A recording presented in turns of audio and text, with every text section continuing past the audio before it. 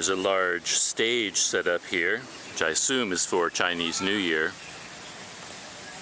So I think there's going to be some celebrations here, some performances and festivities, but I just never know when these things happen. When I come across them, it's always totally by accident. I went online this morning and tried to find schedules for this temple and other places, and I really couldn't find anything. Just one of those things that local people just know.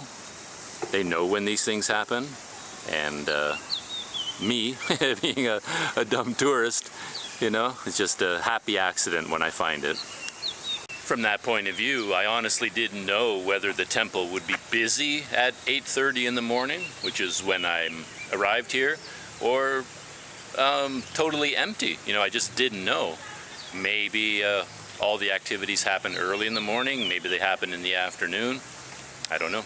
But it looks like it's pretty quiet right now. Not many people are here, so I assume most people will be coming later.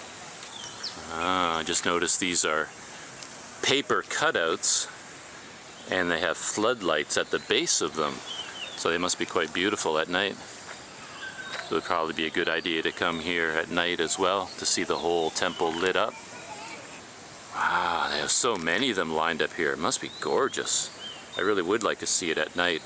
I think all these lanterns up above are also lit from the inside. So it must be a very beautiful sight.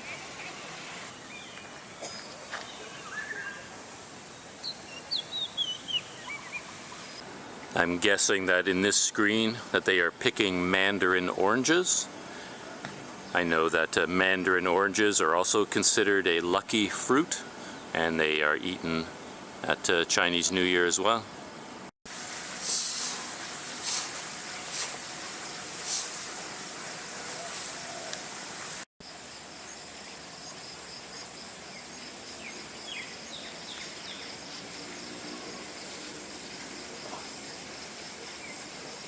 One of my habits when visiting a historical site or a cultural place like a temple, I don't know why I do it, I'm not really sure. I always do a reconnaissance. I don't go straight into the temple, for example. I stay on the outside and go for a walk around the perimeter and look at everything on the outside and go really slowly before I actually go inside the temple itself. And that's what I'm doing now. I came over here to the back of the temple, and I found this trail heading up, and maybe we'll get a nice view of the city of Kuala Lumpur from up here. And this thing off to my right, I have no idea what it is. I have a vague sense that it's based on a Chinese board game for obvious reasons, but it has to have more significance than that, or it wouldn't be on the grounds of such a large temple. So this thing over here, I'll have to find out what that is. It's the last day of the year for this poor fellow. His special year, the year of the dog, is almost over.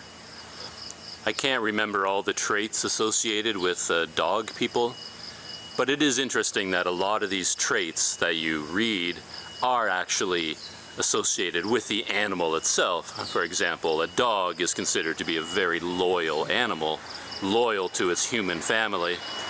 So a person born in the year of the dog, one of their best attributes is that they are very loyal to their friends.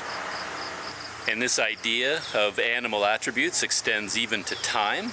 I was very surprised to learn this morning that if you were born in the year of the rabbit, the hours from 5 till 7 in the morning are the key time for you, because that's when the rabbits come out early in the morning, when it's safe and it's cool and it's quiet, and they can go out and nibble on the grass and find carrots or whatever it is that rabbits do.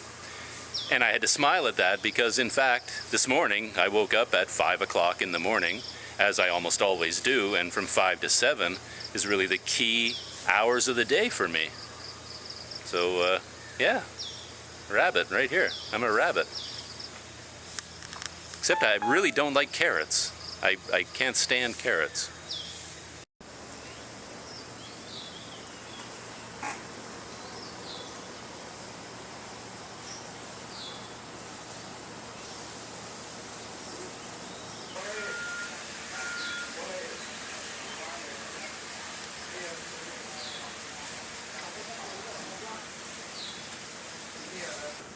according to the sign that I just read here, all of these stone fellows represent the 24 Chinese filial exemplars. So each one of them comes with a story about something generous and wonderful that they did for other people, mainly for their mother and father. You end up with some odd stories, I have to say. There are a lot of typical ones, but this fellow was very filial to his mother and took care of her even when he was a high-ranking government official, and he would wash out his mother's bedpan. So he was such a good son. Even though he was such an important man, he would wash out her bedpan. And oddly enough, this fellow was another government official, and his act of filiety? I can't think of the word, that he would taste his father's feces to see if he was healthy or not. So it's kind of a sacrifice he made to make sure that his father's health was good. I don't think too many cultures have a story quite like that. And here's a story that perhaps makes more immediate sense for this kind of thing. Apparently this fellow's father was attacked by a tiger and carried off, and he attacked the tiger and strangled it and saved his own father. There he is there, fighting with the tiger. Actually, you could make quite an interesting experiment by looking at the statue and then trying to figure out what the story is. I don't think I would be very successful. This fellow wouldn't know what to make of him, except I noticed that he has a lot of mosquitoes on his arm and on his body, or some kind of insect. When you read the story, it says that he fed mosquitoes with his blood. His family was poor and could not afford mosquito nets, and he was afraid his father couldn't sleep well because of the mosquitoes, so he took off his clothes, sat near his father's bed, and allowed the mosquitoes to suck his blood so that they wouldn't bother his father. And with my history with mosquitoes, I could do that because I attract every mosquito in the universe. They all come to me. But I'm thinking I could also use a sun like that to protect me from the mosquitoes. I better get on that. This is another very good son. Apparently his mother was very afraid of thunder. And after she died, whenever there was the sound of thunder, he would run to her gravesite and sit there to comfort her and protect her from the thunder even after she had passed away.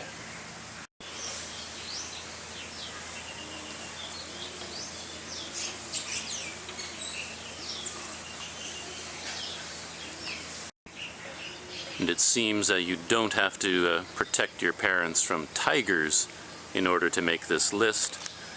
This man is number 7 on the list because he would dress up in bright colors, play with toys, and behave in a funny way just to make his parents happy.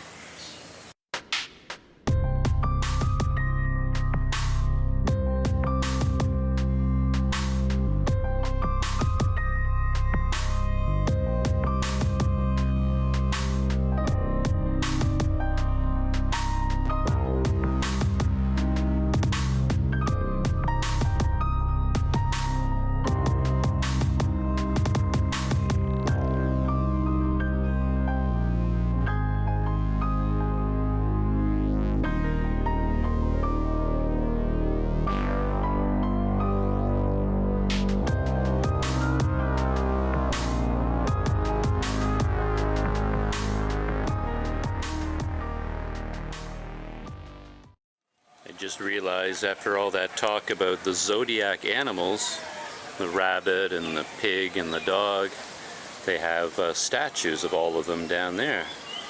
The ox and the dragon, the rabbit, there's me, little rabbit, tiger, horse, snake, ram, monkey, yeah, they're all down there. Check it out. He is the animal of honor now. It's the year of the pig starting tomorrow, and he has a red bow on his head.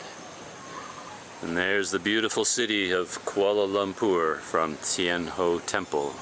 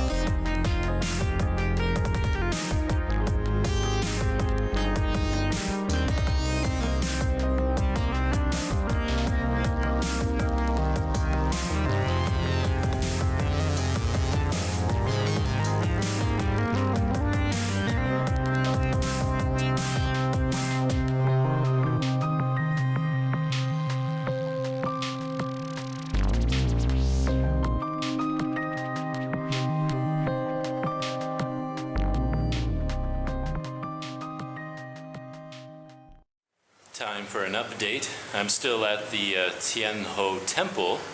Been here quite a while, and believe it or not, I still haven't gone inside the temple. I've just been walking around the outside, checking everything out, and I met a couple of other photographers here, both using Olympus cameras like me. So we had a good chat about cameras and my plans to buy a new one eventually. And I'm shooting a time-lapse of the clouds here at the temple just now. And once I'm done up here, I guess I'll go downstairs and finally go inside the temple and take a look around at the main prayer hall.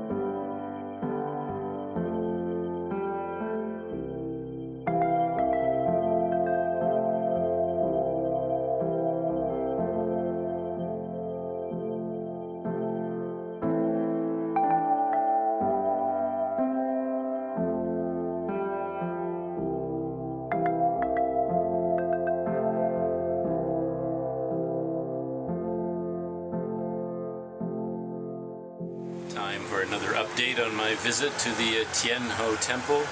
I've gone inside now and spent a fair amount of time just sitting in the courtyard, watching everybody come and go. local people coming to pray, and a surprising number of tourists, even large tour groups arriving and getting a guided tour through the temple. So it's getting busier, but a number of people here have told me that I really should come back at night. And after I looked around and saw all the lights that were in place, I decided that I probably should come back tonight when it is dark and the whole place is lit up. That might be a nice way to end the day. For now, though, I'm going to head down and take a look at all the animals of the Zodiac, and once I say hello to all those guys, I'm going to head back to the MRT and head back to the hostel for a cup of coffee maybe, and a bit of a rest before tonight. This is nice to know if you're planning on making a visit to this temple, that on the ground floor they have a little variety store over here, a nice little restaurant. Food smells pretty good coming from there. Dragon beard candy, looks like traditional snacks and sweets over here. And they have a couple of large gift and souvenir stores down here as well. So you're pretty much all set.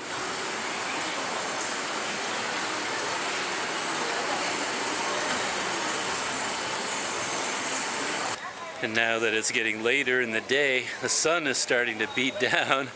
It's starting to get a bit hot. So I think I was smart to come here as early as I did when it was still cool. Oh, and look who's here. It's my friend, a bunny rabbit with his red eyes. That makes him spooky, as well as gentle, quiet, and polite. Well, it seems like it's kind of like the Western Zodiac in that look around long enough and you'll find something that has different descriptions.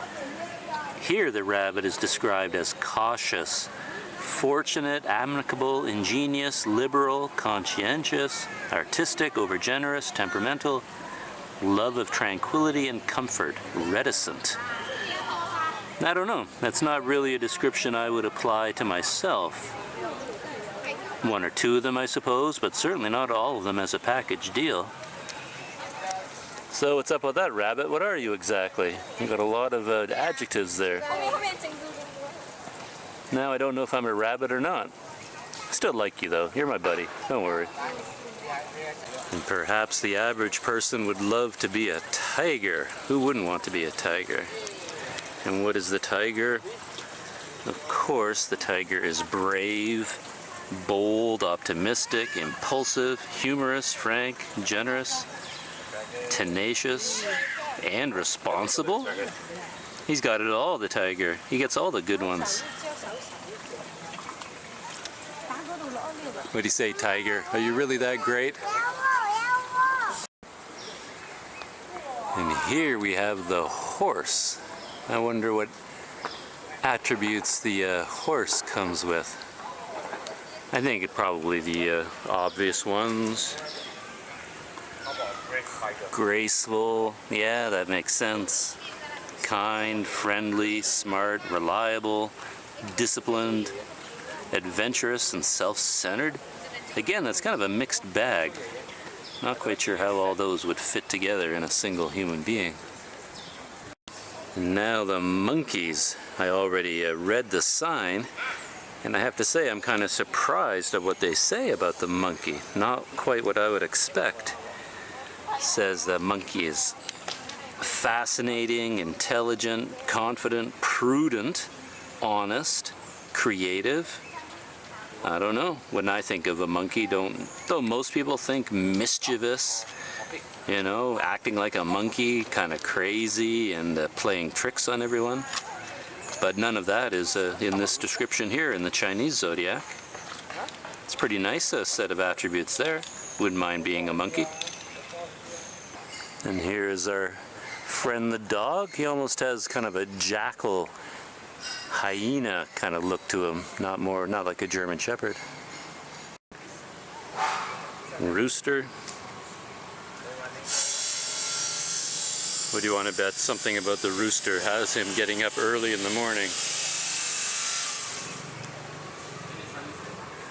No, nothing. What's going on? I don't really like these descriptions. they're not as much fun as the ones I read on the internet. And here's the star of the show, the year of the pig coming up, the pig.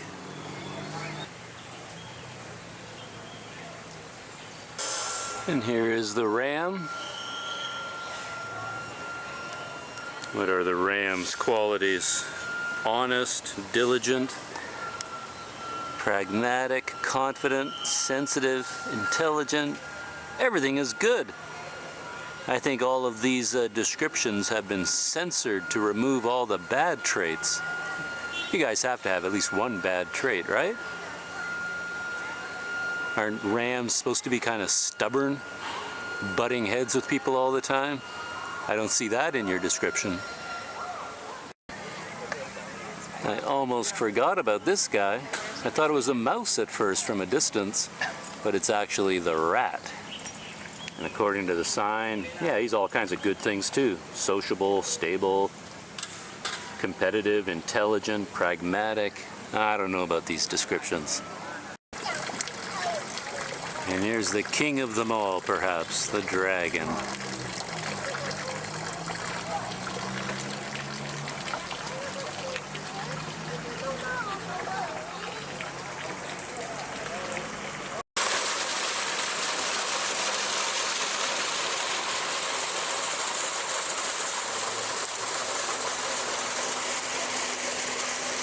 And that brings me to the end of my first visit to the Thean Hou Temple.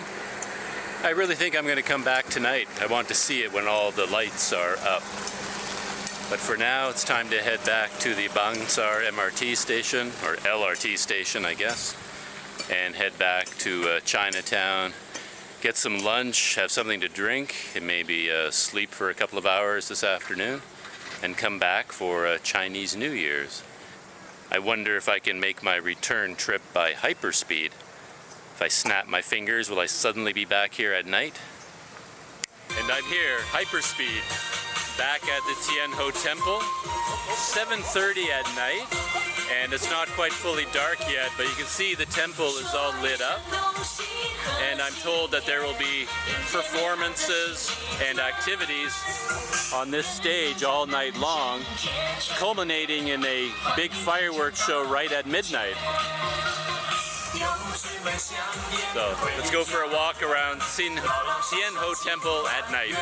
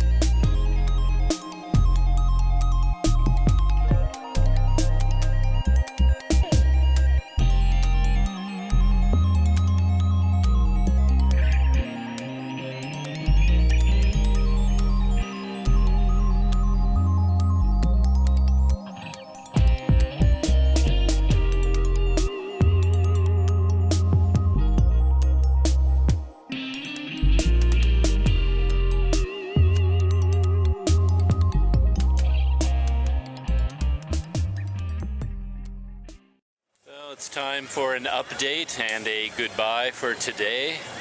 I've been here at the Thean Hou Temple for a few hours tonight, and it's actually only about 9:30, and they're supposed to have fireworks at midnight, but I don't think I can stay here for that long.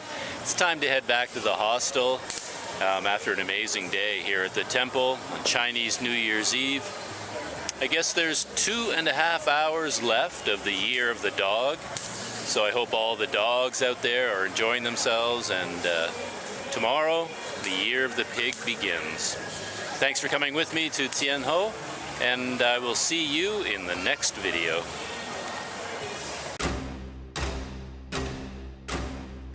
The bonus question for the last video was about the Chinese zodiac animals. There are 12 of them, and they appear in a cycle. Which one of the 12 animals comes first? Which animal is number 1? The answer is the rat. The Year of the Rat is the first year in the Chinese calendar.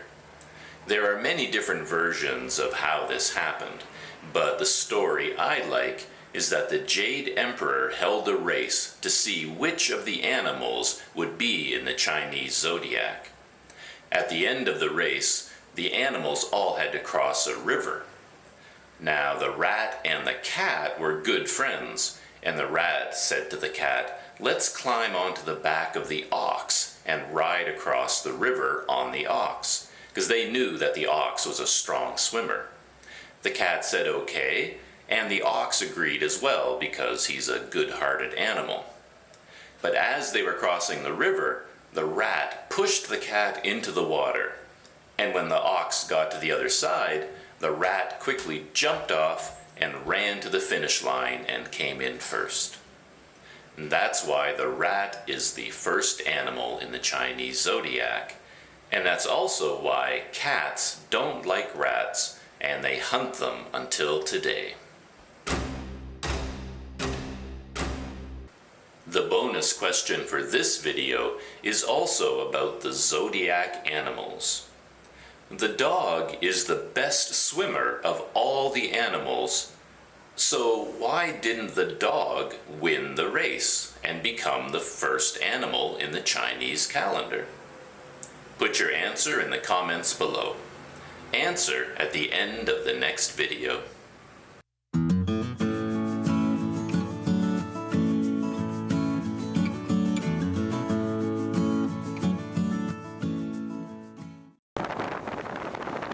Gotta love fans in MRT stations and public places. Just stand right in front of them. Close your eyes and enjoy low budget air conditioning. It's hot.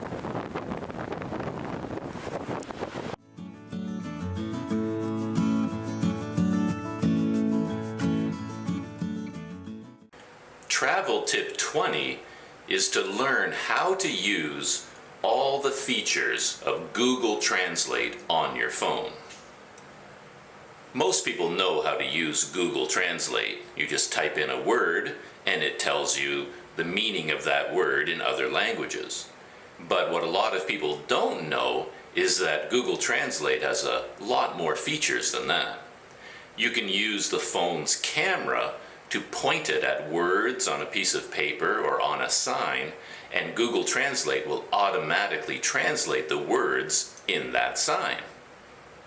It isn't perfect, doesn't always work, but it works surprisingly well, and you can usually figure out what the sign is trying to say.